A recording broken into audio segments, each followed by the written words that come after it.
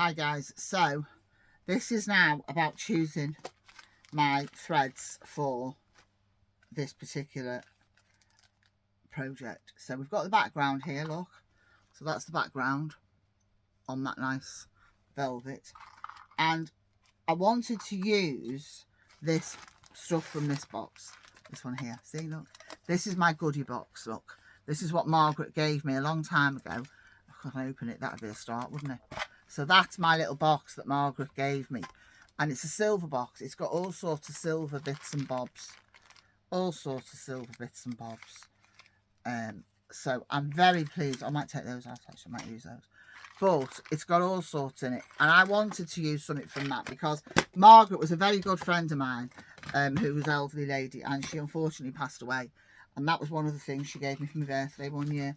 So I thought, you know what, why don't I use that? And that'll make this piece a bit special then. So what I've got here is my box. I decided that obviously I wanted to do pink and sort of pink and lilacs and something to complement the background colour. And how I have all my threads is in this box. And then I have at the end there, I write on the end what the threads are. So it just says pink and lilac and purple on there. So I rummage through and then I find the threads that I like. So on this instance, it's these threads here. Those threads there. So there's that one there. There's that one. There's that one, which is the paler one. Then there's that one.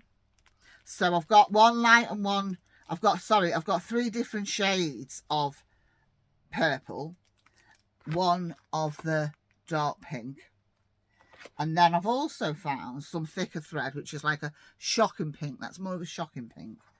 And then this stuff, which is called Gimp, which is fabulous for making sort of raised areas. But we'll move, I'll show you what I do with that at a later stage. Then the other thing I found is a little sachet like that. That's just full of little different coloured beads. And also I can use these beads once again to make kind of built up areas. And then this one has just got little glass beads. Look, that's just glass beads. Then I've got 3 of these. This came out of Margaret's box. So all in all, I've got everything I need now for my work. And what I do with this, it's so that I know it's all together in one place, is I get a box. This is my project box. Call this my project box. Look, I've decorated it and painted on it. I call it a project box, and it's just a shoe box really. But I put everything inside here, including the hoop. Very important. And as you can see, I've wrapped the hoop with bias binding, so that when I do put that on there, it doesn't get damaged. And then everything just goes in the box in no particular order, but just goes in the box like that. Then everything that I need is in the box. The only thing I need to put in there now is scissors and needles. And then that is my project box done. And it's all neat, it's all in one place. So instead of having things all over everywhere, it's all in one place, ready for me to go on and do my embroidery.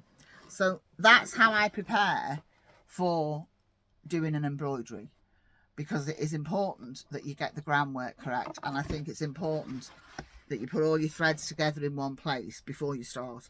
And then you're not rummaging around. Then you're not going, oh, what thread shall I use here? What thread shall I use there? You've got them all in one place, ready to actually do your embroidery. And then you enjoy the process of the embroidery. So I'll be doing a few more videos on this and showing you some stitches, obviously, and we're going to do this project together, so that if you want to join me and you want to do your own embroidery, then you can. If you don't want to do it with the background on there, you don't have to do it with the background like I've done. You could just do it as a sample piece and just do the stitches, or you could just do a circle and just do the stitches on there. It's entirely up to you. There's lots of different ways of doing embroidery, and part of embroidery and part of being creative is that you make your own thing. You don't have to do it exactly like I've done it. Okay, look out forward to seeing you in the next one.